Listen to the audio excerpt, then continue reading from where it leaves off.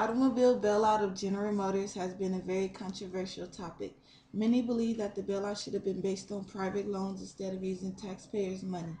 The Troubled Asset Relief Program that was started October 3rd, 2008 by then President George W. Bush angered taxpayers and threatened the support of future bailouts. The main problem we do not understand is that without the bailout, the unemployment rate would have skyrocketed and California's debt would have remained high. General Motors being bailed out was a good initiative toward future earnings for the government. General Motors is making money now compared to the past 2 years. This is a good way to show that General Motors will be able to repay their debt, which many people were afraid they would not be able to do. And we're done.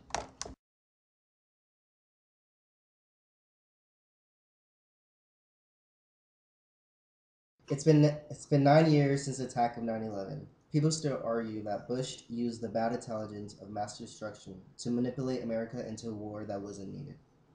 People argue that Bush didn't lie, but was misled by false intelligence. Some would argue that Bush did use the bad intelligence because on August 6, 2001, the White House received a memo. It warned America that bin Laden prepared to attack USA. Security advisor Condoleezza Rice lied under oath when she was on trial on April 2004 when she said that the memo did not warn of any upcoming attacks. In a 2006 conference, a reporter asked Bush, "What did Iraq have to do with 9/11?" Bush replied, "Nothing."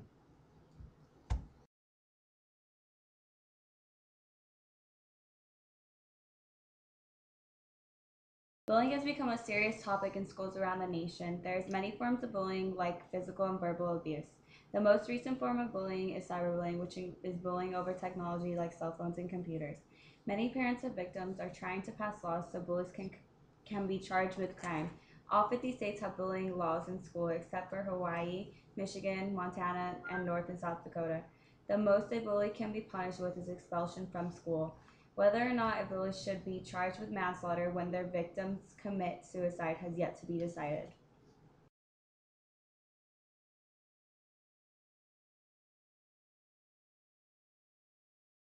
Michael Jackson's death was a death that no one was expecting, a death the world was unprepared for.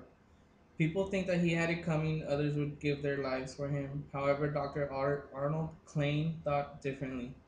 Dr. Klein was Michael Jackson's dermatologist, and it was rumored that in Hollywood gossip that he was tweeting to Elizabeth Taylor over legendary actor's recent implication that he supplied Michael Jackson with lovers of both genders. He commented about Michael Jackson's sex life, saying that he was gay and confirming rumors of an affair with Jason Pfeiffer. Taylor lambasted Dr. Klein for betraying Michael's confidentiality and trust and God in an extra dig that the dermatologist supplied Michael Jackson with men as well as women. Now, all these inadvertent accusations were all rude and uncalled for. And what reason would a doctor of such high reputation have for dispersing such information, so personal and confidential, if he was really innocent? Sure, later on, Jason Pfeiffer admitted of having a secret relation with Michael Jackson, but we were to suppose it was just to clear his title. Michael Jackson died in June 2009 at the age of 50 after being poisoned with acute propofol intoxication.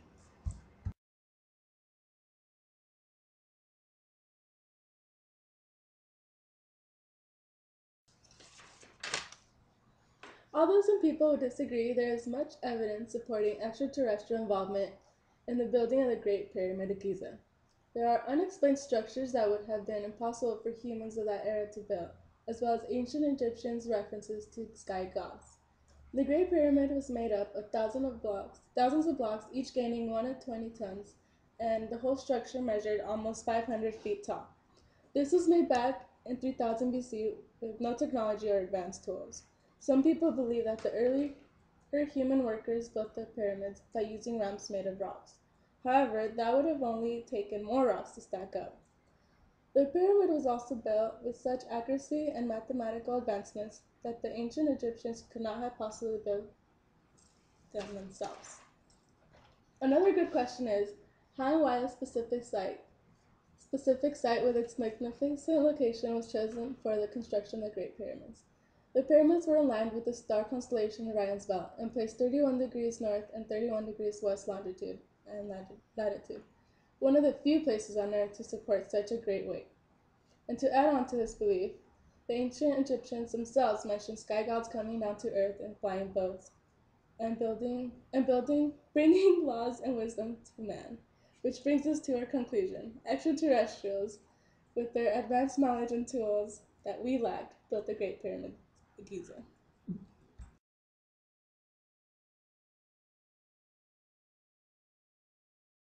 Not the pyramids! No, we did. You're too dumb! Okay. Built the pyramids! Are you sure? We're pretty sure. Mm, Dude, you're ugly. so you're fat. Oh, yeah? Yeah.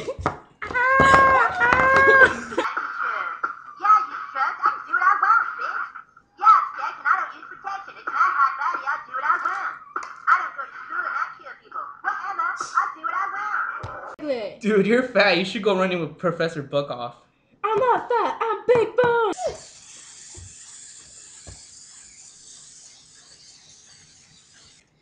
It's been 9/11. 9/11. Even in 2006, Bush lied. Wait, fuck. Ah! It's been 9 years since the attack of 9/11. People still. Oh, you